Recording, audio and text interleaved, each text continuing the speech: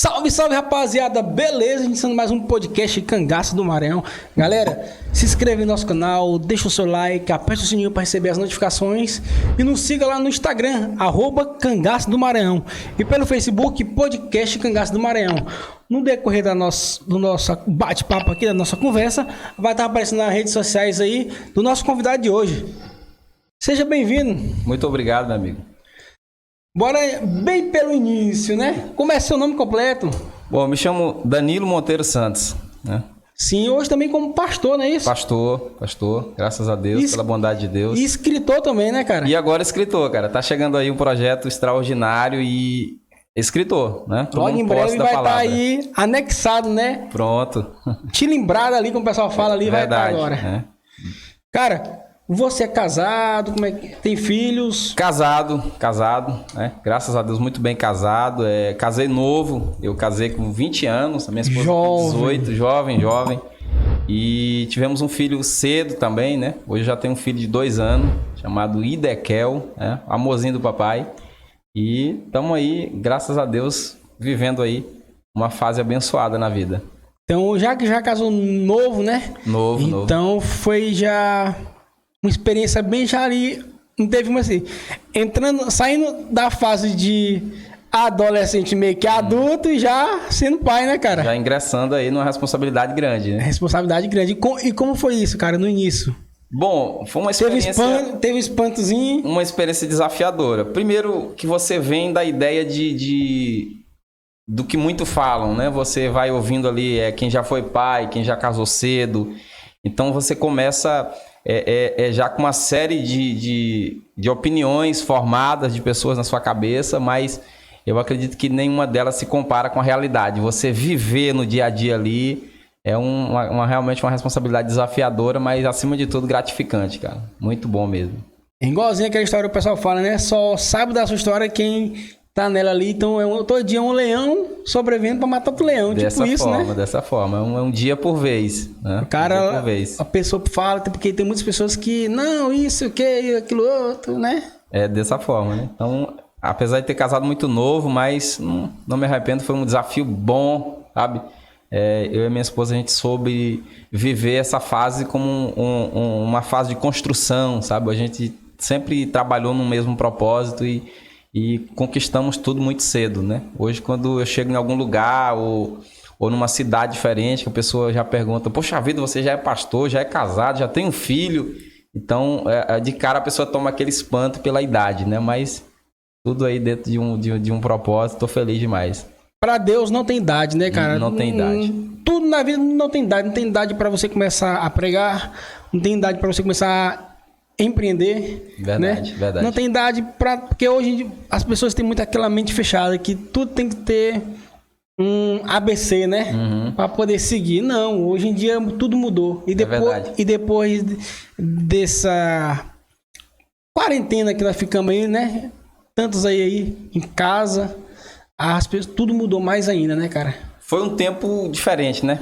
Nós tivemos que reaprender muitas coisas. E muita gente soube buscar a Deus, né, nesses momentos. Foi um tempo também de muita busca a Deus. Muitas tribulações também e muitas buscas. Porque eu acho que a gente vive, Rafael, uma grande dificuldade da nossa geração ser uma geração com muitos transtornos, sabe? Seja ele de ansiedade, seja ele um grau depressivo, alguma coisa, seja um trauma de infância. Então, viver esse período isolado acabou que trazendo para essas pessoas um processo de ansiedade, dentre muitas outras coisas.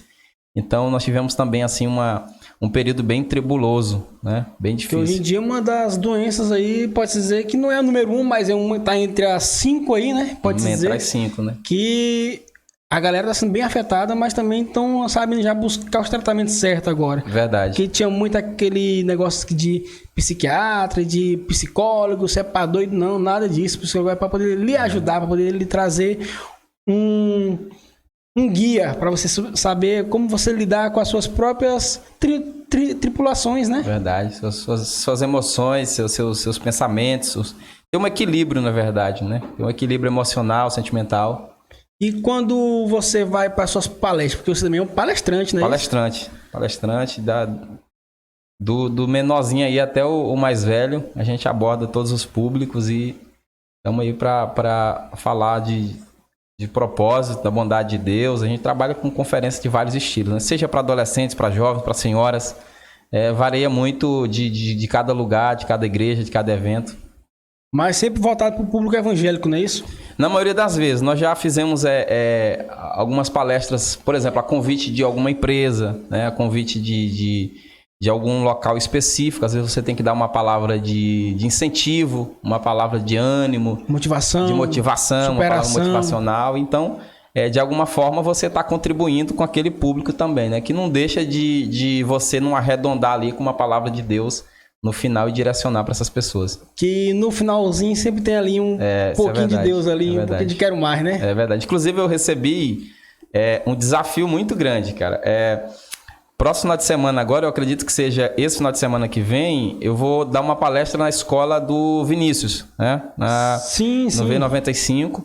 E eu recebi um convite para ele, quase com uma intimação. Então, assim, a gente vai estar lá e a pegada já é um pouco diferente. Na escola, né? Que você fala é no... Escolinha de futebol. Ah, sim. Né? O nosso convidado anterior que teve aqui, ele também já foi lá, ele já palestrou lá, né? Tá, é um projeto que eles estão incrementando e está dando certo. Né? A gente está conseguindo, de alguma forma, trabalhar essa garotada jovem lá, porque eu acredito que são meninos de 9 a 15 anos. Então, é uma oportunidade de você conversar com essa turma, e nada melhor do que dialogando, né? Sim. Explicando um pouquinho mais do dia a dia da convivência, né? Da convivência, né? Me chamaram para ministrar sobre honra, né?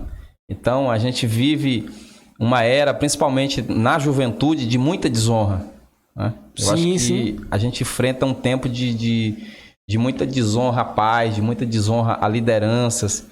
Até próprio quem ele ajudou ali no início ali, quem te motivou ali, quem teve com você ali. Bora voltar aqui ao que você tá falando aí do futebol, né? Para que nada melhor do que você vai lá, ajudou o cara subiu ali as escadas, você ajudou e chegou lá no topo, o cara te abandonou. Isso é desonra. Desonra. Na hora da glória, tu vai largar o cara? Isso é verdade mesmo. Então, mais ou menos isso, né? Então, mais ou menos essa pegada. Então, vai ser uma oportunidade. Não deixa de não ser desafiadora, né? Porque você vai pegar ali um público novo. Então, existe toda uma linguagem para você falar com eles. Existe toda uma forma de você não ser... sabe, não fazer aquela coisa mecanizada, robotizada. Dialogar de uma forma que a linguagem seja mais a linguagem que eles falam, né? Mais jovem, de alguma forma poder contribuir para o futuro dessa garotada aí. Cara, como é que é um cara novo como você tá dando uma palestra, então levando alguma palavra ali para aqueles senhores um pouco mais velhos? Como é que é isso? Boa pergunta, é bem desafiador. É bem desafiador porque eu, particularmente, eu ando instruindo quem tem essa preocupação de ser discipulado pela gente, de que você deve muito respeitar a história, né? Por exemplo, eu tive a oportunidade de ministrar para um público nessa pegada que você está falando, sabe? De experiência, homens e mulheres de muita estrada. E eu lembro que parte do que eu anotei, eu coloquei uma palavra de gratidão a eles. E eu dizia assim, muito obrigado a vocês que foram... Se eu tivesse que fazer uma comparação, eu diria que nós somos os carros de Fórmula 1. Nós percorremos esse Brasil, essas cidades em alta velocidade. Mas tudo isso porque tiveram homens como vocês que foram os tratores de esteira e que fizeram estradas para a gente passar. Então, se vocês não tivessem preparado o caminho, a gente não estaria correndo na velocidade que está hoje, né? Então, é você saber levar numa pegada que você não desrespeita a história. Você honra aqueles homens, aquelas mulheres, aquelas pessoas que, de alguma forma, não da forma que você contribui, mas do jeito deles, do tempo deles, da forma deles, contribuíram para a gente ser o que a gente é hoje, independentemente da área ou do ramo que você segue, né? E porque eles traz a experiência. A experiência. Não é isso? E você tá ali meio com um estudo ali, com um caminho que você adquiriu, estudou, pegou conhecimento, mas eles teve a vivência. A vivência é um choque de teoria e prática, né? Na hora que tá lá, eles não entram muito em meio que pode dizer que um conflito, né? Não, mas isso assim, assim, assim. Normalmente você encontra resistência dependendo do seu diálogo, né? Então, assim, eu aprendi muito novo que você precisa caminhar por um diálogo respeitoso, porque eu não posso julgar, por exemplo, um homem que não tem o conhecimento que eu tenho, mas se a gente for medir isso na balança, dá a ideia que tu está falando. Talvez ele não tenha o conhecimento que eu tenho, que eu consegui adquirir através dos estudos, mas se você pôr numa balança, não tem a experiência que ele tem. Da vivência. Da vivência, que ele adquiriu na sua labuta, no seu jeito. Então, eu acredito que precisa ser esse equilíbrio entre a experiência e o conhecimento. Se houver esse equilíbrio, meu amigo, ninguém segura. Deixar a balança... A balança vai equilibrada, né? Então, aí onde nós começamos a nossa história. Um cara que é do interior, que teve que ir para a cidade, porque no interior já tinha chegado uma escolaridade que não mais lhe ajudava a chegar aos seus princípios. Exato. Né? Conte para nós aí. Bom, isso é uma parte desafiadora da minha história, né? E como qualquer outra pessoa, você tem uma história. A maioria das pessoas que veem tudo que Deus tem feito na nossa vida hoje, não deixa de não ter aquelas pessoas que acreditam que você caiu de paraquedas. Que você chegou ali por sorte, ou porque você foi premiado de alguma forma, né? E eu nasci na roça, sabe? Nasci na roça, aquele menino da roça, criado ali na farinha de puba, criado naquele arroz que você sobra da janta, esquenta ele de manhã, né? No óleo, para poder merendar, para seguir a vida no outro dia, porque a gente não conhecia o que era o luxo de uma padaria, né?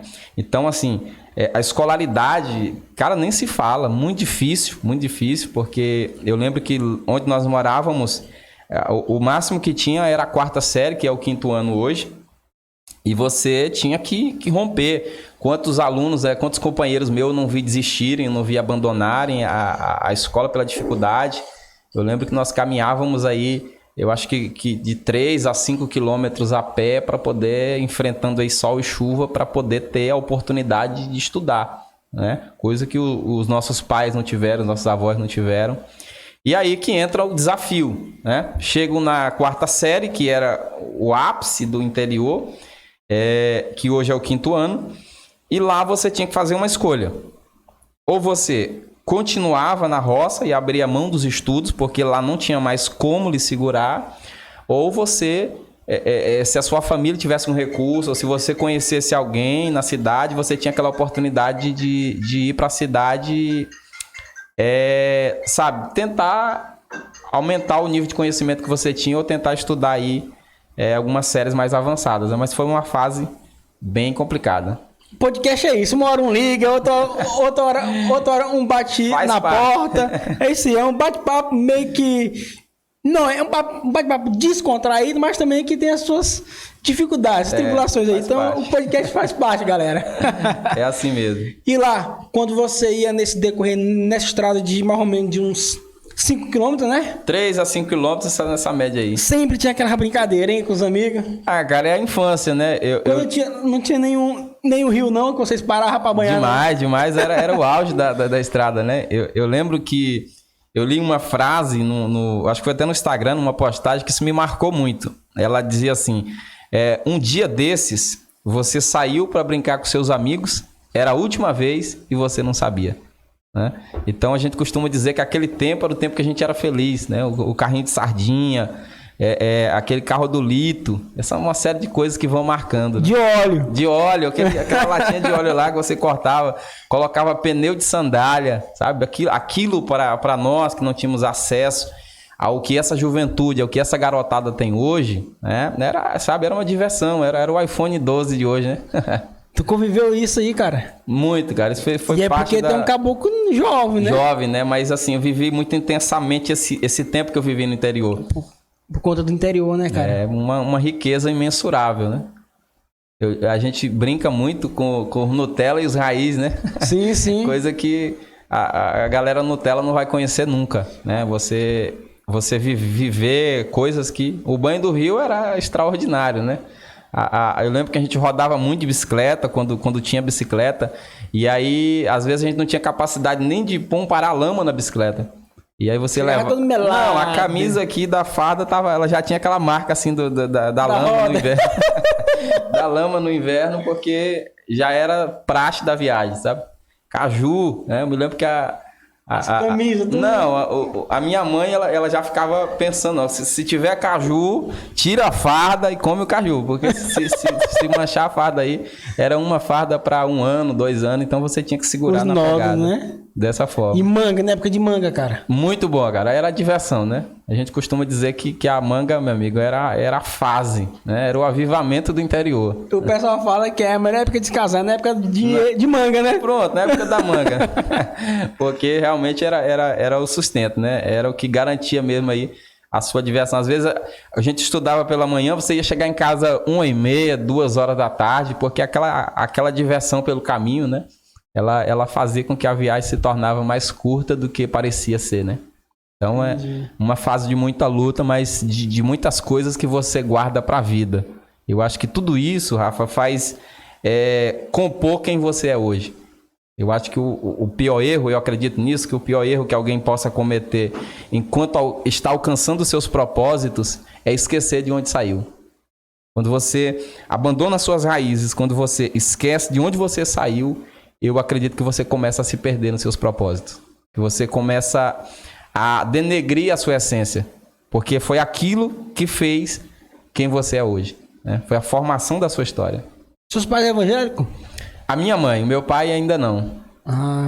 Na minha casa, na verdade, foi uma divisão. Nós éramos 6, e aí 3 são evangélicos e 3 não, né? Tá balanceado. Tá balanceado. Tá na balança. Tá na balança. Ei, mas volta a nossa história lá do interior da escola. Chegou a 4ª série, e aí? Seus pais... Foi desafiador, ali, né? Tu teve... Como é que podemos dizer? Tu teve uma oportunidade, né, cara? Oportunidade. O meu pai começou a bolar estratégias por incentivo. Hoje eu tenho uma dívida de gratidão muito grande com a Sonali. Eu vou até mandar para ela depois aí, para ela acompanhar a gente. É a minha primeira professora. E ela chamou os meus pais e disse assim, olha... invistam nesse garoto, porque ele tem futuro. Então meu pai, quando ele recebeu essa notícia, ele fez o possível e o impossível para que a gente pudesse ser tirado de lá e buscar aí um refúgio, né? E aí a época que surge a casa da avó, né? A Sailândia, e a minha avó abriu as portas e foi uma fase muito difícil, porque eu estava de 10 para 11 anos. E eu tive que me afastar dos meus pais nesse período para estudar. Então foi uma escolha. Como todo garoto da minha fase que morava naquela região teve a sua escolha, né? Alguns deles estão até hoje, vivem aquilo que o pai viveu, né?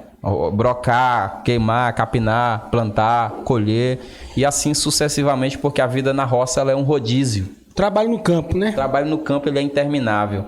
Então... essa escolha chegou e a gente, em conjunto com a família, decidiu fazer ela.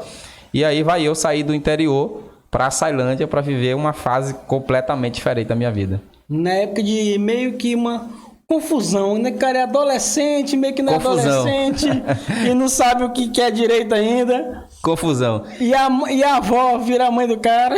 Dessa forma, desse jeito. A avó vira mãe e aí você vai tentando entender ali as mudanças do seu corpo, da sua mente. E longe dos pais isso se torna uma tarefa muito difícil. Eu me lembro que uma das coisas que mais me marcou, né, nesse ano que eu fui morar com a minha avó era a saída do meu pai. Cara, a saída do meu pai era de cortar o coração. Porque ele viajava sempre no dia seguinte. Então ele passava o dia comigo, né? E aí ele tinha que sair à tardezinha para pegar o carro da linha aqui em Bom Jesus no outro dia para ir para o interior.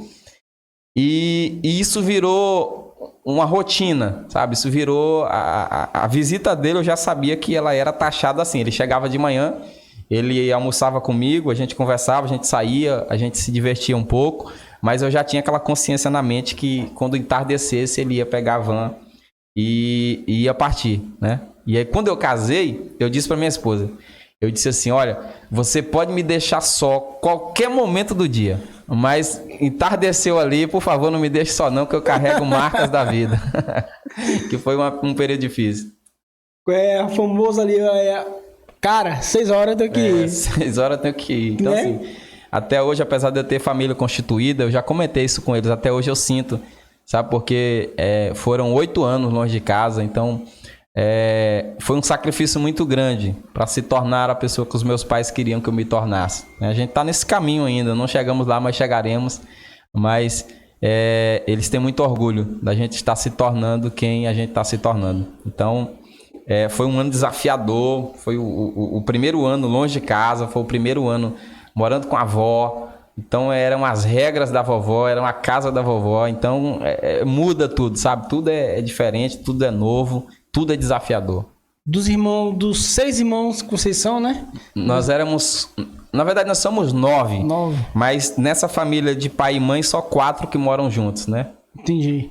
Você é qual? Eu sou o terceiro, né? No caso, o segundo mais novo. Nós temos uma irmã mais nova. Entendi. E foi só você que agarrou essa aí ou teve outros que também seguiram? Cara, o tempo ele foi generoso com a nossa geração. Foi moldando, né? Foi né? moldando. A minha irmã, por exemplo, ela já não pegou essa fase. A minha irmã mais nova, ela já teve oportunidades diferentes, né? Então, na época, o município já estava bem mais desenvolvido, já tinha carro para guiar os alunos. Então, assim, já foi uma outra época, já foi um tempo de outras escolhas, né? Então, sim. Ela viveu o processo dela e eu vivi o meu processo. Dela foi mais rápido. Foi mais rápido, fácil. Isso, foi mais fácil, né? Igual falamos aqui, se não fosse os tratores de esteira, né? De esteira para fazer as estradas, né? Os carros de Fórmula 1 não passariam, estariam correndo hoje, né? Pois é. E você ficou em Açailândia e com isso casou, por lá mesmo. Aí vem a segunda parte difícil, né? Porque... um ano já foi muito tempo para minha avó. Minha avó já era de idade, né? Já partiu e dorme no Senhor, mas ela já era de idade. Então, assim, o meu pai achou por bem tirar a gente lá e trazer de volta aqui para Bom Jesus. E aí que estava o desafio, porque a gente não tinha um parente, não tinha um aderente, como dizem. Então, a gente... O meu pai começou a procurar parcerias, sabe? Pessoas que pudessem... Amigos, de alguma forma, que pudessem contribuir para isso. E nós temos aí uma dívida de gratidão com muitas pessoas que emprestaram a sua casa, a sua comida, sabe? Para oferecer para mim um teto durante algum tempo, para que eu pudesse continuar aí os estudos. E aí eu fiquei mais 2 anos em Mogi das Selvas e... Depois de 2 anos, aí retorna para a Açailândia de novo, um outro processo, uma outra mudança, dessa vez... Quantos anos já tinha já? Aí eu já estava com 14, eu já estava de 13 para 14 anos. Adolescente, né? Então já foi uma outra fase. E aí eu lembro que você entra naquela fase da rebeldia, sabe? Você vira aquele adolescente difícil, você tá mudando. E aí foi a primeira reprovação. Eita, reprovou, cara. Moço, isso foi um choque pro meu pai, isso foi um choque pra minha mãe, porque, querendo ou não, era um investimento que eles estavam fazendo ali, eles apostavam tudo em mim. E aí você se deixa levar pelo PlayStation 2 da época, né? Pelo Call of Duty e por aí vai. Nessa época aí, eu acho que era a época do PlayStation, né, também? Eu acho que tava na transição do PlayStation, do Play 1 pro Play 2, era essa transição aí. Mas eu joguei muito Polystation também na época de 11, 12 anos. Bomberman, Mario. Mario.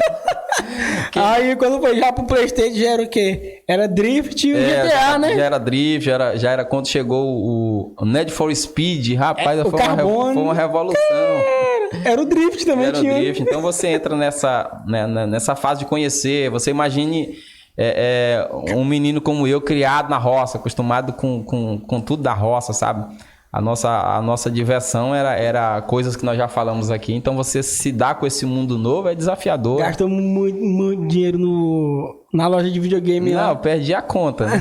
Ainda bem que eu tinha o Luciano, né? O Luciano era... Um abraço para ele que está acompanhando a gente. O Luciano era a peça forte. O Luciano era o cara que a mãe dele bancava ele para nós jogar, né? E a minha tristeza foi porque ele passou de ano e eu fiquei reprovado. Eu falei, não pode. O cara que jogava mais eu. O meu parceiro passou, por que eu não passei? Como é que Tá errado. Tá errado. Então foi... Eita, essa aí foi boa. Foi um período difícil. E aí, assim, mas depois dessa reprovação, como dizem o povo, né, eu tomei vergonha na cara. E aí, já na segunda oportunidade do 9º ano, eu realmente entrei mesmo, me dediquei, fui um aluno exemplar para a escola, né? Tirei as melhores notas. E achava que por lá, nessa época eu estava em Açailândia, eu achava que por lá eu daria seguimento, né? Foi justamente nessa transição de adolescência para a juventude que eu conheci o Evangelho, né? Foi onde Cristo me encontrou e começou aí uma história completamente diferente da que vinha sendo escrita até aqui, né? Aí aqui foi uma coisa, agora que vai ser outro caminho. Outro caminho, serão outros caminhos, são outras amizades, um outro ciclo de pessoas. Então, assim, mudou muita coisa. Convivência, né, cara? A convivência mudou muito. E você conheceu foi sozinho, através de algum amigo? Como foi? Rapaz, eu conheci o Evangelho através de um amigo, né? Inclusive, eu tirei uma folga com a minha esposa esse mês passado agora, e aí a gente foi para casa dele em São Luís, né? João Anderson. Na Ilha do Amor. Na Ilha do Amor, né? Foi a pessoa que foi o instrumento de Deus para que o Evangelho fosse apresentado para mim. E foi uma pessoa que conheceu a minha história, sabe? Ele entendeu mais ou menos o que a gente estava vivendo. E ele sabia que nessa época eu morava com a minha irmã, né, que estava também emprestando lá por um tempo, a minha irmã mais velha, que já tinha filhos também. Então você imagine a delicadeza de você ter filhos e ter que criar o irmão mais novo, né? Então isso dava um conflito aí. Não, mas lá era num nível mesmo hard. Hardcore mesmo. Lá era num nível mesmo terrível. Porque né? Meu irmão, mas mesmo meus filhos. E aí, como é os filhos, né? A mãe, ela tende a olhar para os filhos. Então, você ficava naquela de estar na segunda opção, né? Mas ela foi muito... Me abraçou, sabe? Entendeu a minha causa. Disse pro meu pai que cuidaria de mim ali. De fato, cuidou por 2 anos. E foi nessa época que eu conheci o Evangelho, já estava na casa dela. E foi também, através da minha vida, uma porta do Evangelho para a família dela, né? Hoje, ela e os 4 filhos servem ao Senhor, né? E com exercício na igreja, uma vida estabilizada em Deus. Em Açailândia. Em Açailândia.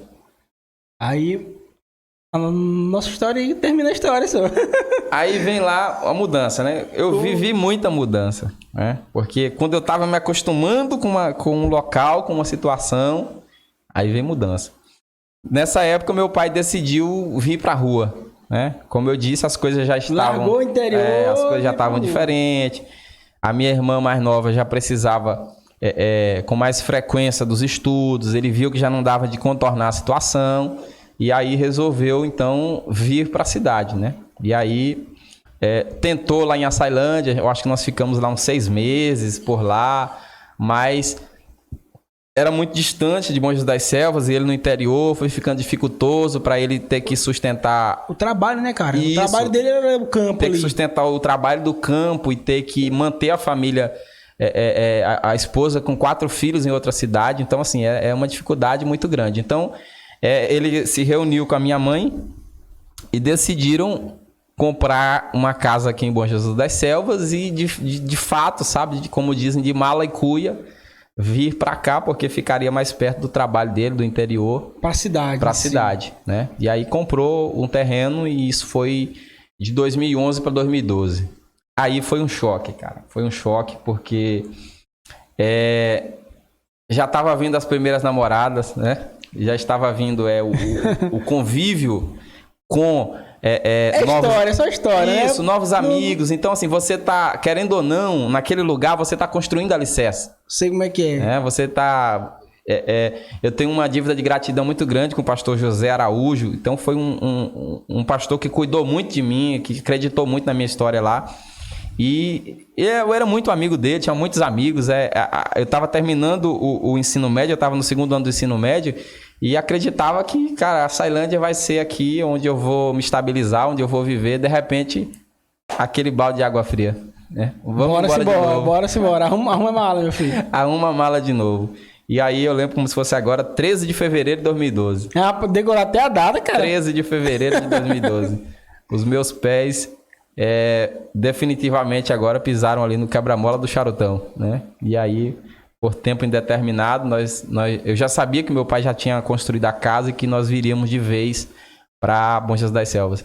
Não tinha nem noção do que Deus já tinha preparado, do que Deus estava trabalhando para fazer aqui nesse lugar, né? E aí foi a época que eu ingressei na escola para terminar o ensino médio e conheci a mulher da minha vida, né? Foi aquela amizade da escola para a vida toda. Ah, já foi da escola, Já foi da cara. escola para a vida. E aí eu terminei o ensino médio. Namoraram um bom tempo. Namoramos, acho que 2 anos e alguns meses, acho que 5 meses. E começamos a projetar o casamento. Aí veio uma dificuldade. Em que sentido? Eu termino o ensino médio e não consigo ingressar numa faculdade, não consigo passar no Enem, não consigo passar num vestibular. Tive uma série de dificuldades. Aí vem aquele sentimento de frustração. E o trabalho... também. Não tinha trabalho, não tinha porta. Aí você faz uma retrospectiva de, poxa vida, eu tomei uma decisão de sair de casa, de viver 8 anos longe da minha família, de estudar, de acreditar nesse propósito. Então, quando as coisas começaram a dar errado, começou a vir aquele sentimento de frustração, aquele sentimento de você pensar, cara, a gente é humano, né? Desânimo. Isso é normal. Tristeza, né? Aquela vontade de você abandonar mesmo tudo e pensar que tudo que você construiu foi em vão, né? Então, foi um ano muito difícil, assim, depois que eu terminei o ensino médio, que eu não consegui ingressar na faculdade, que eu não consegui mudar essa etapa de acadêmico na minha vida, foi realmente desafiador. E foi um ano, assim, que eu encaro mesmo como um ano de divisor de águas, né? De desafios. Desafio, porque o lado humano mesmo, ele gritou mesmo, porque ver tudo se fechar e você vê que os seus pais estenderam a mão até onde podiam estender, né? Agora é com você, e você não vê as coisas acontecer, eu acredito que isso é desafiador, é muito difícil. E foi assim um período difícil mesmo. Um ano, aí depois passa-se um ano, mais um ano se veio. Mais um ano se vem. Aí entra um capítulo que eu considero a reviravolta. Né? Certo, que foi nesse ano. Esse ano foi o ano da reviravolta. Ano que você também se casou. Reviravolta. E aí, vamos de história, né? A gente tá aqui para contar a história hoje, a gente tem bastante tempo. E aí, o meu pai conseguiu uma vaga de emprego na Energia Verde. A Energia Verde era o auge, a Queiroz Galvão. E o meu irmão não conseguiu a documentação suficiente para ingressar no trabalho. E eu, como estudando desde novo, sempre precisei da documentação completa. O meu pai pega a documentação no envelope, entrega pro rapaz da empresa e me emprega sem eu saber. Quando eu chego em casa num belo dia, eu tô empregado. E aí, cara? Tô empregado. Chegou lá, não, bora. Cheguei lá e era assustador, cara. Sabe, eu nunca tinha entrado numa carvoeira na vida. É um trabalho completamente diferente de tudo que eu vivi. Eu lembro que os primeiros dias foram assustadores, né? Para virar carriola, meu amigo, ajudar forneiro. Era uma coisa de louco mesmo. Eu achava que eu não daria conta. Mas foi um trabalho que eu permaneci apenas por cerca de 40 dias. Aí um dos encarregados pegou férias e eu tinha deixado um currículo na empresa, né? E eles examinaram o meu currículo e viram que eu tinha uma base de formação boa. E aí perguntaram se eu tinha coragem de assumir uma férias de um encarregado que estava saindo. Detalhe, eu ia fazer 19 anos. E aí você liderar com 19 anos. Né? Se eu pareço um menino agora com 26, imagina eu com 19. Eu com 19 eu tava menino. Né? Então... E aí ia vir mais responsabilidade. Mais responsabilidades. Mas também eu tava pensando, mas eu vou ganhar um pouquinho a mais. Você pensa nisso. Então, assim, né? Eu abro um parêntese aqui para um... A gente até comentou aqui, para uma ideia que eu tenho certeza que você vai concordar comigo. Mas eu tava lá. Então, onde que a oportunidade me abraçou? Ela me abraçou lá dentro. Né? O que eu digo para os jovens que eu estou discipulando, para quem me acompanha, para quem é do meu ciclo? Eu vou te dar um exemplo. O cara faz uma formação de engenheiro florestal, né? O cara faz uma formação para floresta, tá com seu diploma na mão, aí ele fica em casa, cara, deitado, esperando que uma empresa vá lá chamar ele para trabalhar. Né? Então, assim, eu costumo dizer que as oportunidades, elas vêm ao encontro daqueles que procuram.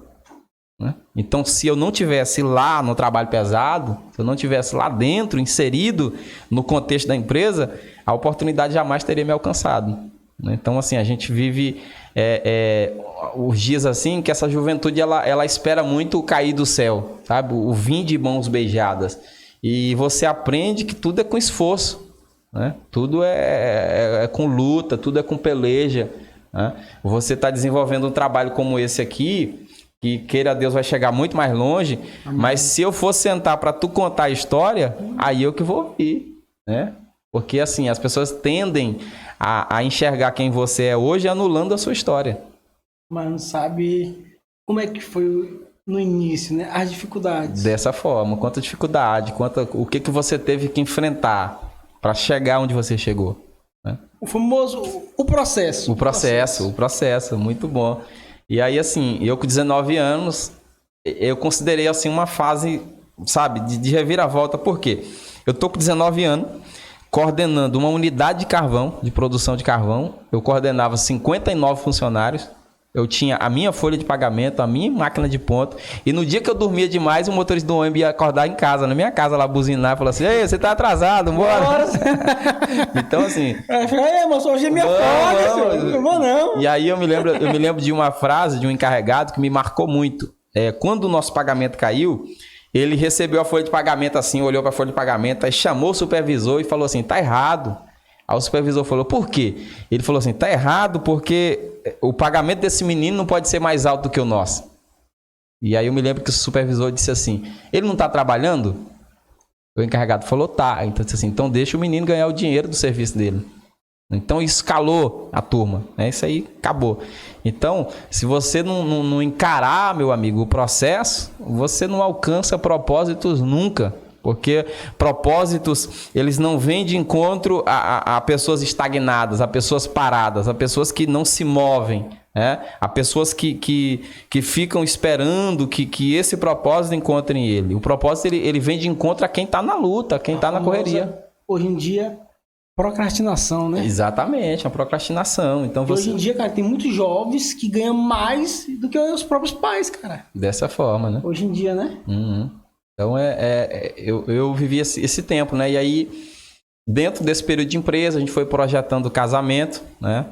Graças a Deus, eu dei o casamento que a minha esposa queria, né? Não tem do que falar, ela casou como ela quis casar, organizou a festa como quis organizar. Claro que casamento sempre tem uns que saem falando, né? Não tem jeito. É normal, pô. Gosta de festa, não faz uma festa ali. Sempre tem algum pra dizer que a festa não foi boa. O casamento, vai ter algum que vai falar. Não, vai ter algum que não vai gostar do arroz, não vai gostar da cor da decoração. Faz parte. É, mas foi bom. Então, assim, eu casei com 20 anos. Novo. Com 21 anos eu já estava vivendo essa fase de administrar uma responsabilidade muito grande numa empresa muito grande e com a minha própria moto, sabe, com o meu próprio terreno. Eu ainda não tinha casa, eu morava de aluguel, mas já com o meu terreno, com a minha casa e já exercendo aí uma função ministerial, né? Então, e também tirou uma responsabilidade maior, que foi o quê? Uma responsabilidade, porque você foi lá, pegou a mocinha lá na casa do pai dela e botou, né? A responsabilidade dele aumenta. Eu me lembro que eu trabalhei muito tempo à noite, e aí eu pegava de 6 da tarde, né, no início da noite até 6 da manhã. Na famosa rasgadeira. Na rasgadeira. E aí eu me lembro que eu trabalhava no controle de cargas, já numa outra fase, e aí eu me lembro que um motorista chegou e ele se encostou na minha janela assim, me deu aqui o ticket de alimentação do carro dele, de informações, e aí eu terminei de digitar as informações dele aqui. Quando eu levei o ticket para ele estava dormindo na janela, sabe? Escorado. Aí eu, com muito jeitinho, bati lá na janela, falei assim: ô irmão, o seu carro tá liberado, o senhor pode ir lá.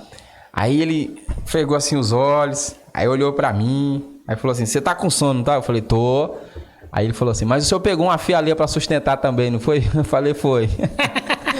Se não fosse, eu não estaria aqui, né? Então é uma responsabilidade a mais.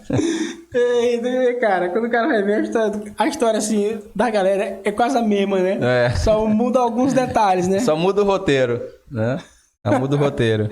A filha ali, parece que foi boa. E aí mudou, assim, foi uma fase diferente, foram novas responsabilidades e nesse meio período a gente casado, começamos a projetar a casa, sabe? E a gente luta para viver tudo aquilo que a gente tem sonhado, que a gente tem projetado, né? E aí começamos a conquistar as coisas, sabe? A conquistar juntos. Hoje, quem me pergunta por que eu casei cedo, aí diz assim, normalmente assim, mas você não aproveitou, mas você não viveu. Cara, eu tô vivendo com a minha esposa, eu tô aproveitando com a minha família, né? Então, o viver, o aproveitar, depende de como você aproveita, depende de com quem você aproveita. Eu me lembro que nessa época de empresa, eu já estava noivo, né? E eu tava com a aliança na mão direita, o cara chegava no serviço lá, trabalhava no meio da peãozada, e o cara perguntava assim, Sei como é que é a resenha. ô irmão, você vai casar? Eu falei, vou. Mano, se você não casava, não entrava nessa prisão, não. Aí eu olhava pra mão dele, geralmente estava de aliança, eu falava assim, ô irmão, o senhor é casado? Eu falei, sou. O senhor quer abrir mão do seu casamento agora? Ele falou assim, não. Eu digo, então deixa eu casar. Deixa eu casar, né? Então, eita, cara. Casei novo, cara. E dou conselho para essa juventude de se projetar novo. Quando você se projeta novo, você conquista novo. Você adquire as coisas novo. Agora, nesse momento, né, que nós estamos vivendo. E antes também, no passado, todo momento isso serve para qualquer ocasião. O cara souber se planejar, ou então tiver alguém para lhe ajudar a traçar o objetivo ali para ele chegar, é mais fácil, cara. É verdade, né? O famoso propósito, né? É o propósito, é você ter uma mentoria, né? A famosa mentoria que hoje em dia aí, quem tá no marketing digital aí... Hoje mentoria se tornou um mercado competitivo, né? Tem mentoria de tudo que você imaginar hoje tem mentoria. Dessa forma, porque de tudo. As pessoas entenderam que...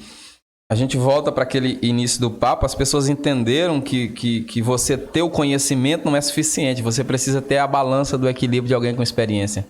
Então, você sabe unir aquilo que você está conhecendo com a experiência de quem viveu. A famosa troca de informação. Troca de informação. Que é onde hoje, muitos antigamente...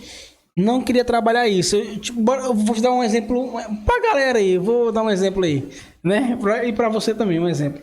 A galera acha que às vezes nós estamos aqui conversando aqui, esse bate-papo aqui bem descontraído. Se eu te ensinar algo, tu vai roubar alguma coisa, tu vai pegar alguma ideia ali e ele vai ficar pra trás. Tipo isso, né? Eu entendo. Não, é pelo contrário, cara. Quanto mais em forma de conteúdo, forma de conhecimento que nós trocar aqui, vai ser melhor, porque vai agregar. Porque tem coisa que tu sabe que eu não sei, tem coisa que tu sabe que eu... e vice-versa. É verdade. Melhor exemplo, assim, uma área assim que eu dou, área de educação física. Por quê?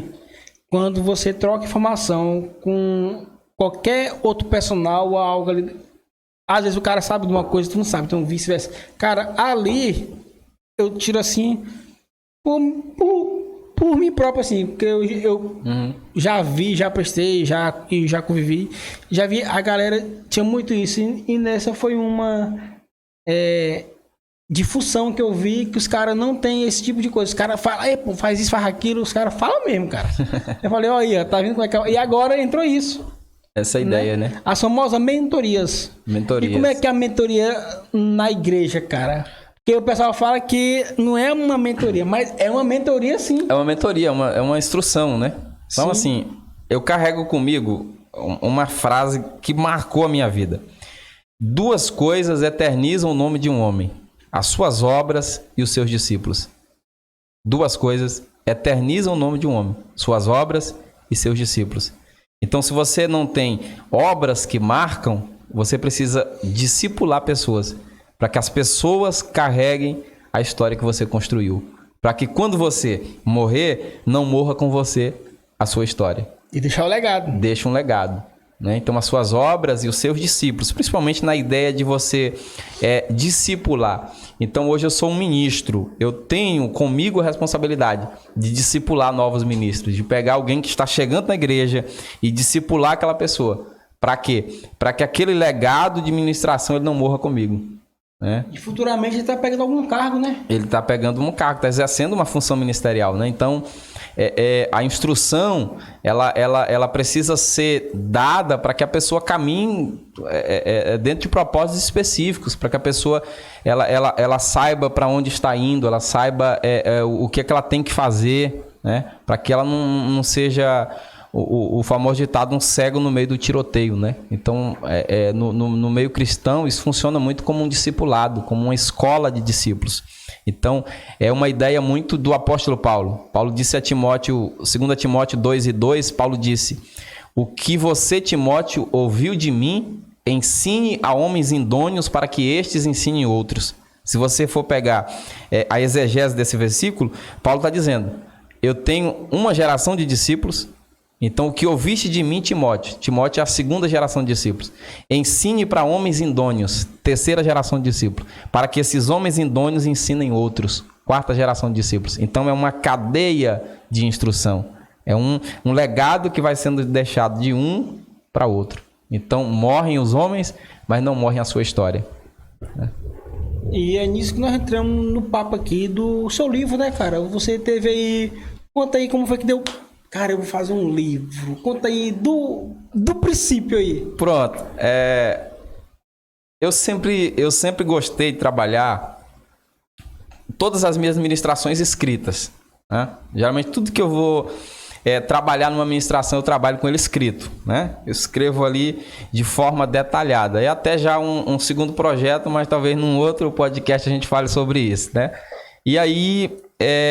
eu comecei a compartilhar essas informações com algumas pessoas, sabe? Eu comecei a mostrar os meus sermões. Olha, cara, como que eu estou fazendo o meu sermão agora? Ou a pessoa via a forma como eu explanava aquele seminário, aquela conferência, e ele se interessava. E poxa vida, cara, eu posso adquirir essa palestra sua, esse seminário seu, essa pregação sua. E as pessoas começaram a de alguma forma, despertar isso dentro de mim, né? Você precisa escrever, você precisa escrever, você precisa escrever. Mas... eu não tive pressa, sabe? Eu esperei as coisas acontecerem de forma natural, né? Então, de forma natural, isso foi sendo gerado dentro de mim, né? Cara, um dia eu vou escrever uma obra, e aquilo foi ficando mais forte,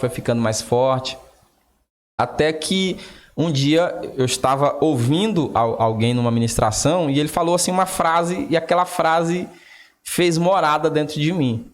E aí eu pensei... Impactou. E aí eu pensei, rapaz, se um dia eu for escrever uma obra, a obra será em cima dessa frase, né? E quem estava ministrando tinha falado que...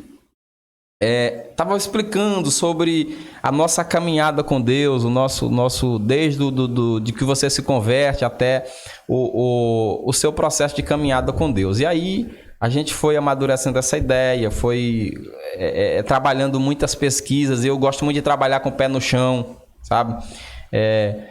Não foi assim uma coisa que eu falei assim, vou escrever um livro e escrevi. Foi todo um processo de amadurecimento, de conversar com pessoas experientes, de entender quem estava no ramo há mais tempo que eu, o equilíbrio da balança, você ter o conhecimento teórico, mas você não abandonar a experiência de quem já escreveu o primeiro livro, de quem já teve uma frustração, de quem já viveu alguma coisa parecida.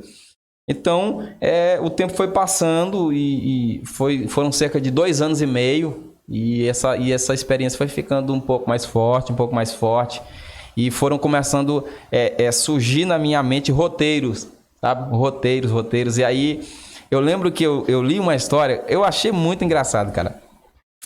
2 amigos estavam conversando, aí um disse assim, o que você faz? O cara disse assim, eu trabalho com escalada, sabe, de montes, fazendo escaladas aí, salvando pessoas em prédios. Aí o cara olhou e falou, cara, que trabalho desafiador, cara. É um cara que desce aí num prédio aí pegando fogo. Parabéns, cara, o seu trabalho realmente é desafiador. E você? Aí o cara sorriu e falou assim, eu sou escritor. Aí ele disse, não, pois eu retiro o que eu disse. É mais fácil o cara descer um prédio em chamas do que ele pegar uma folha A4 em branco e escrever ela todinha por completo. Então, eu pensava muito nessa ideia aí. Cara, você pegar uma folha aqui em branco e transmitir para ela a ideia que está na sua mente. A famosa redação. A redação, aquilo que está no seu coração. E aquela ideia ter começo, meio e fim. É muito desafiador. É muito desafiador. Difícil, cara. É muito difícil. Então, eu tive que estudar, eu tive que buscar muitas fontes. E aí, nessa época, eu entrei numa formação, que o nome da formação era Meu Primeiro Livro, né? Por uma faculdade que eu estudo, teologia. E aí eu fiz essa formação, Meu Primeiro Livro. Como escrever meu primeiro livro. Então, isso aí ampliou, sabe? A minha mente para esse lado aí. E numa bela noite, perdi o sono, né? Já vinha projetando, muito mais forte no meu coração. E aí eu encarei o desafio que o cara falou, né? Eu abri o notebook lá e aí tinha uma página branca na minha frente. E as ideias, elas começaram a fluir. E a gente começou entrar nesse processo de escrita. Mas desafiador, cara. Muito desafiador. Então, eu lembro que para chegar num tema específico, sabe? Esse vai ser o tema específico. Já foi uma luta muito grande, porque vinham, sabe, milhões de ideias na cabeça e às vezes faltava coerência, às vezes não era compatível com aquilo que eu queria escrever, e aí, mais aos poucos... Pediu opinião? Isso, você conversa com alguém, às vezes esse alguém que você conversa te dá um norte, mas aí você conversa com outro ali, aquele outro ali já desmancha o que esse fez. Já te desmotiva, já né, desmotiva, cara? Então vira uma confusão muito grande. E uma palavra até legal que você usou. Você vai encontrar muito. Cara, quando você tem um sonho, quando você tem um propósito, quando você tem um projeto, você vai encontrar muitas pessoas que serão o balde de água fria. As pessoas que olharão para o seu projeto e dirão, sabe, na lata, não dá certo, né? Desiste, abandona. Né? Aí é onde eu entro aqui, roubando a cena, não é um pouquinho... Mas essa pessoa que te desmotivou, ele já passou pelo processo? Dificilmente. Né? Difícil, né? Dificilmente. Ele só falou que não vai dar certo, mas ele já tentou? É verdade, talvez nunca tentou. Poucos tentam, né? Poucos tentam. Né? Eu lembro que uma vez eu estava não era nem um seminário, era mais uma palestra mais curta, e eu falei muito sobre isso, né? Que as pessoas, elas são tendenciosas a desistirem porque receberam uma crítica de alguém que nunca construiu nada. E você não pode parar porque foi criticado por alguém que nunca construiu nada. Eu brinco com a frase dos meninos. Os meninos que quando chega um jogador novo no pedaço, ele diz assim, jogou aonde? Ganhou o quê? Tu mal chegou. Chegou ontem. Tu mal chegou, já tá sentando na janela, cara. Então é muito isso aí. Então... Quando você tem um projeto, quando você tem um sonho, principalmente grande como esse meu, que pelo que eu tenho conversado com algumas pessoas, será o primeiro livro publicado em Bom Jesus das Selvas, então assim, será o primeiro escritor a lançar um livro. Então, assim, é um sonho muito grande. Vai ter a noite dos autógrafos? Vai, vamos marcar aí. A gente tá bolando aí um projeto bem legal. Massa, cara. Pra ficar mesmo como escritor mesmo, né? Fazer um negócio mesmo. Não, mas vai ser um negócio grande. Vai ser um negócio grande mesmo. A gente quer fazer... Um evento. Num local mesmo que comporte bastante pessoas. E aí vai ser uma noite extraordinária, né? Tirar um tempo aí pra sair uma dedicatória para cada um, né? E assim, entendi. Eu aproveitei esse espaço porque eu recebi um conselho de alguém. Quando você estiver no processo de escrita do seu livro, você reúne uma quantidade de pessoas e faz com que essas pessoas participem do projeto do seu livro. E aí, essas pessoas começaram a ler. Eu comecei a escrever e enviando para elas. E mais ou menos umas 15 pessoas. Eu comecei a ver que essas 15 pessoas, elas entenderam o que eu queria passar. Elas entenderam a mensagem que eu queria passar. Então, isso foi me motivando. né? Isso foi me dando, sabe, forças para continuar, para entender que realmente você está caminhando ou trilhando no caminho certo, né? E aí, nessa noite, não posso deixar essa galera de fora, né? Então eu preciso de uma dedicatória especial para cada um, porque fizeram parte desse processo de construção que foi delicado. E eles já ficava aquela expectativa ali de ânimo. Ei, cara, cadê o próximo trecho? Me manda aí, cadê? Não vai me mandar, não? Eu escondi algumas coisas, sabe? Eu escondi algumas joias e aí... normalmente eu mandava um trecho pequeno, a pessoa lia e aí ela falava assim, e aí manda mais. Eu digo, não, calma, senão você não compra meu livro, né? Então, manda mais. E hoje em dia tá bom, né, cara? Que você pode usar também aí, hoje, a internet, né? Muita coisa aí, você pode... Quem quiser o livro físico, você pode botar em várias plataformas aí para vender o livro físico. Verdade. Hoje mas se não também tem o digital, cara. Digital, o e-book, né? O e-book aí, você também pode já pensar nisso aí, ó. É uma ideia bem legal, né? Porque já tem muitas vezes que às vezes, por exemplo, tá longe, mas quer o livro. Ele comprou o e-book ali, cara. É mais acessível também. É verdade. Um pouquinho mais acessível para ele, cara. Ele vai estar recebendo na hora ali, comprou, recebe na hora. E vai poder estar usufruindo lá da sua história também. É a era que a gente está vivendo, né? A gente está vivendo na era da informação, né? Do digital. Não vamos longe. O físico, por exemplo, se 100% da galera usava o físico, hoje uns 80% é no digital, cara. É muita gente. Hoje mudou. O público digital realmente é muita gente. O físico vai ser bom para a noite do autógrafo, que a galera vai ali, vai estar lá e vai querer adquirir. Com certeza. E assim, vai um projeto que vai... dá uma força ou um up muito grande para o município. Assim, apesar de ter vivido essa transição toda que a gente conversou, hoje eu tenho muito orgulho de morar nessa cidade, né? Hoje eu tenho muito orgulho de dizer assim, rapaz, o meu livro foi publicado em Bom Jesus das Selvas. E vai ser o primeiro Vai ser o primeiro. Então eu faço parte da construção da história de um município tão rico como esse. Já foi atrás, já pesquisou, né? Estamos aí nesse processo, né? Que é todo um processo... Você viu que não tinha nenhum ainda publicado isso, aqui. Pelas informações, né? Se tiver, me perdoe, por favor, se pronuncie, marque aqui um podcast aqui, né? A gente quer conhecer você como o primeiro escritor da cidade. Eu jamais vou tomar essa honraria sua, mas se não tiver, será aí o primeiro livro publicado em Bom Jesus das Selvas. Se a honra tá fazendo isso, né, então, cara? É um privilégio muito grande. Eu me sinto muito honrado. Já pode dizer o nome do livro? Vamos lá. Pode dizer? Se puder soltar, pode soltar na íntegra. Se não puder também. Então vamos lá. A gente orou, né? Estudou bastante tempo e isso foi um tema que ficou gravado na nossa trajetória e que com certeza vai mudar a sua realidade. Eu ouvi testemunho de pessoas que disseram que nunca leram um livro, mas vão ler o meu, né? O tema do meu livro será Andar com Deus, uma caminhada de exigências e garantias. E eu explico. A caminhada com Deus, ela é marcada por muitas renúncias. Todo aquele que se dispõe a andar com Deus, ele precisa abrir mão de muita coisa. Ele precisa renunciar a muita coisa. Mas é uma renúncia que não é vã. A caminhada com Deus, ela tem muitas exigências, mas ela também vai ter muitas garantias. Então, a pegada é essa. São sobre as exigências que você tem para se andar com Deus, mas as garantias que Ele lhe dá se você aceitar andar com Ele. Um exemplo o mundo, né, para nós. O mundo. Acabo quiser andar com Deus, vai ter que renunciar ao mundo, né, cara? O mundo, esse sistema... O mundo é bom, não pode dizer, vou falar que é ruim, não. O mundo é bom. O mundo é bom, é chamativo. Tem festas, é prazeroso, né? É convidatício, ele te convida.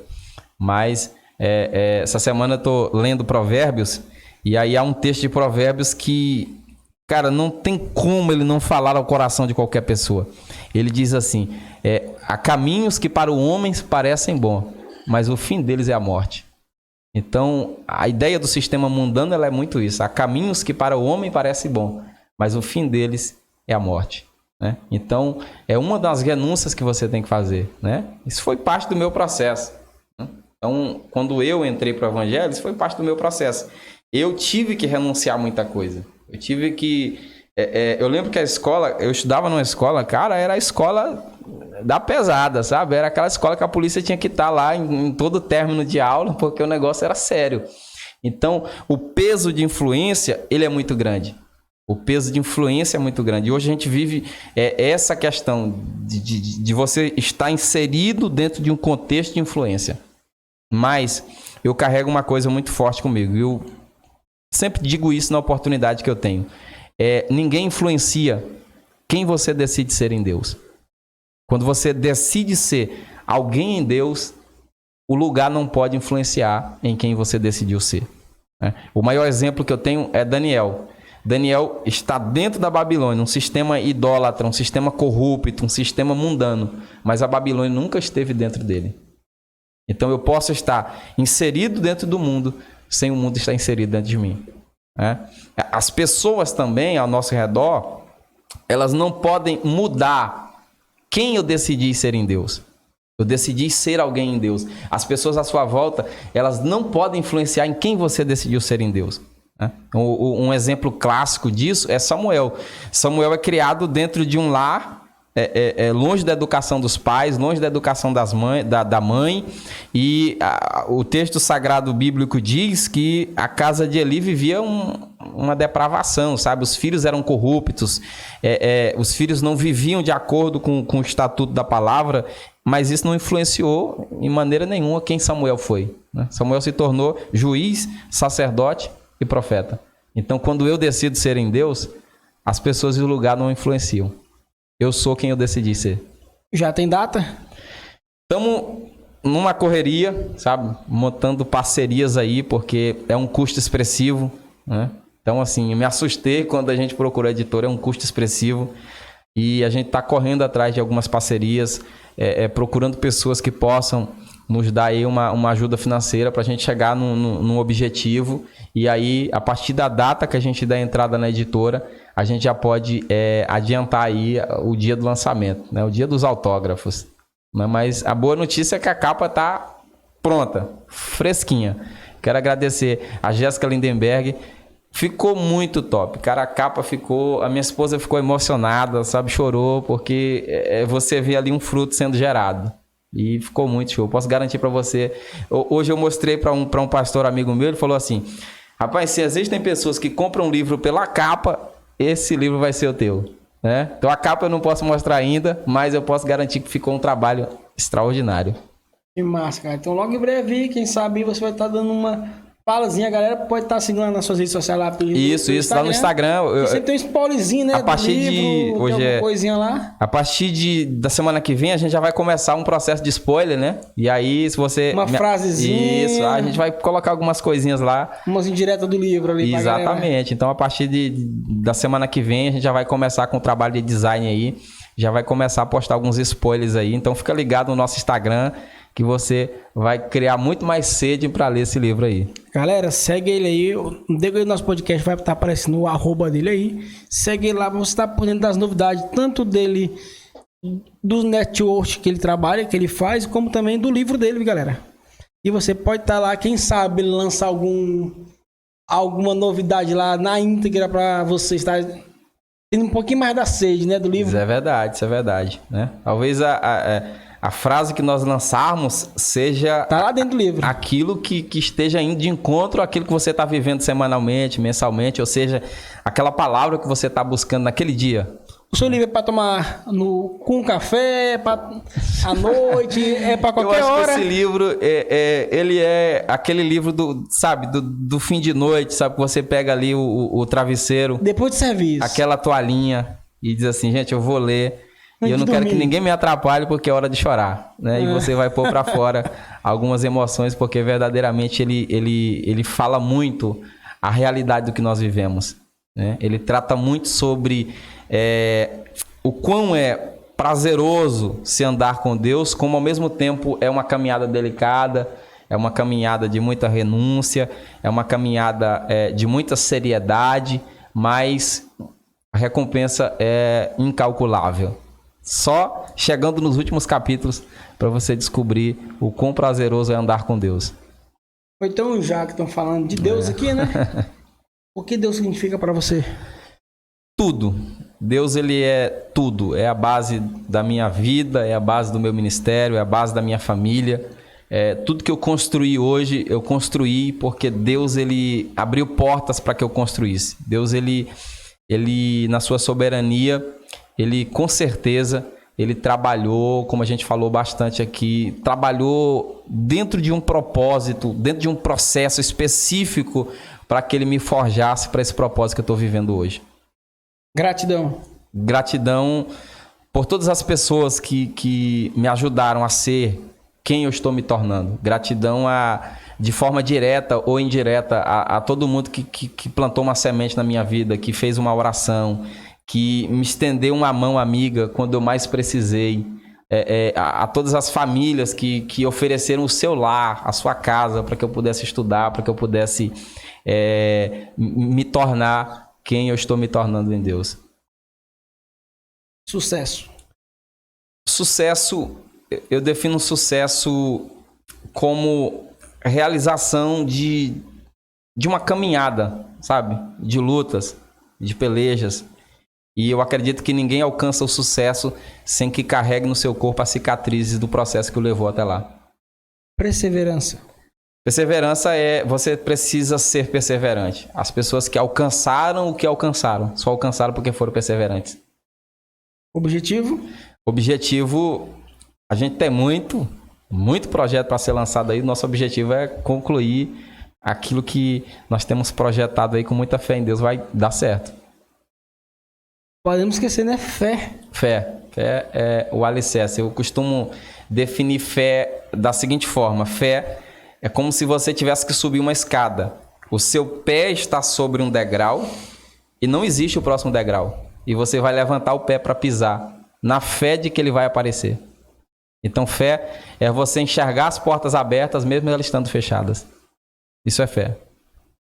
Cara, nosso bate-papo tá bem descontraído aqui, né? Mas tem alguma coisa que eu deixei de perguntar, de fazer. Você se tá à vontade aí, mandar aquele recadinho aí, aquele alô pra galera. Você se tá à vontade de que a hora é sua, que o espaço é seu. Papo descontraído, né? Então, assim, a minha palavra, acima de tudo, é de gratidão, sabe? Gratidão, você precisa ser grato. Você precisa desenvolver um coração grato. Quando você desenvolve um coração grato, quando você tem a ideia de o que são as suas raízes, você alcança. Você alcança. Porque eu conheço muita gente que não conquistou, não obteve, porque no meio da caminhada se perdeu. E se perdeu porque se esqueceu de onde saiu. Se esqueceu do banho no rio, se esqueceu do caju, da bicicleta, da farda enlameada, se esqueceu do carrinho de sardinha, se esqueceu de tudo isso que fez ele se tornar quem de fato ele se tornou. Eu gosto muito de uma palavra que eu ouvi de um pastor, que ele diz que sempre que ele prega nas maiores conferências do Brasil, ele no outro dia pega o carro e vai para a roça e entra lá no interior de onde ele saiu. E no meio do mato ele diz que para sozinho, olha para cima e diz assim: eu só me tornei quem eu sou, porque eu reconheço que foi daqui que o Senhor me tirou. Então, quando você entende de onde você é, quando você entende quem é você, quando você conhece a sua essência, você, como diz, o céu é o seu limite. Você conquista, sabe? Você alcança, porque você é alguém determinado, você é alguém grato, você é alguém que não esquece as suas raízes, você é alguém que tem alicerce. E quando você tem alicerce, por mais forte que seja o vento, ele pode até fazer você inclinar, mas depois que ele passar, você levanta mais forte do que nunca. Então, a gratidão acima de tudo e lembrar sempre que você viveu um processo delicado para experimentar tudo que você está vivendo hoje. Tem algum alô, alguma coisa que você quer mandar aí? Cara, a minha esposa, meu amor, te amo, meu filho Idekel, quando eu comecei a falar o nome do meu filho, assustou.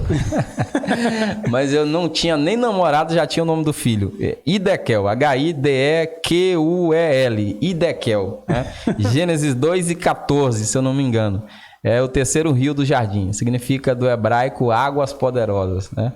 Mas o nome faz jus à pessoa que é, porque lá é energia. Então, eu sou grato a Deus pela vida da minha esposa. Na hora de registrar lá o cartório, não embaçou não? A mulher perguntou assim umas 3 vezes, assim, e é assim que escreve? Eu falei, e aí a gente foi ditando direitinho. Eu não conheço o outro aqui pela região, né? É único, mas é uma forma de glorificar a Deus, né? Então, a cultura judaica diz que o pai, quando ia nomear o filho, ele sempre procurava um acontecimento de Deus ou um atributo de Deus para nomear essa criança. Então, eu vejo tanta gente, tanto amigo meu aí que deu nome pro filho de ator de novela, de cantor, de jogador de futebol. Eu conheço um amigo que tem filho por nome de Neymar, sabe, de tantas coisas aí. Eu resolvi dar um atributo bíblico pro meu e acredito que isso aí vai abençoar muito a vida dele. Né? Amém. Aos meus amigos, ao meu braço direito aqui, o assessor? O assessor, é o homem do desabafo. Quando eu tô agoniado aí, pego o zap aqui e mando pra ele e diz assim, me encontra aí pra nós tomar um café aí que eu preciso contar umas coisas pra você. Né? Então aí é o homem que tá na força, um abraço pra ele, sempre tá cuidando aí daquilo que a gente não pode compartilhar com todo mundo. Né? Existem coisas que você precisa ter pessoas específicas para contar. E eu sou grato a Deus pelas pessoas que Deus me deu para compartilhar as minhas lutas. Né? No mais, a todos os amigos que Deus possa abençoar, né? Que possa ser edificado através desse nosso bate-papo tão descontraído aí. Amém. Vamos aí. Galera, segue ele aí nas redes sociais aí, viu, galera? E quero deixar aquele forte abraço aí pra nossa galera e você se inscreve no nosso canal, deixa o seu like, aperte o sininho para receber as notificações. Tem mais algum recado? Eu queria deixar aqui um abraço pro meu pastor Carlinhos, pastora Silvéria. A gente tá ali na Assembleia de Deus de Madureira e são pessoas que têm... Salve, salve, pastores! Cuidado aí da nossa vida, como pai, como mãe, né? Talvez retribuindo aí um carinho que nem eu posso retribuir à altura. Muito obrigado, pastor. Só o céu para recompensar o senhor. Amém, né, cara? Amém. Salve, salve, salve, galera. Tchau, tchau. Valeu.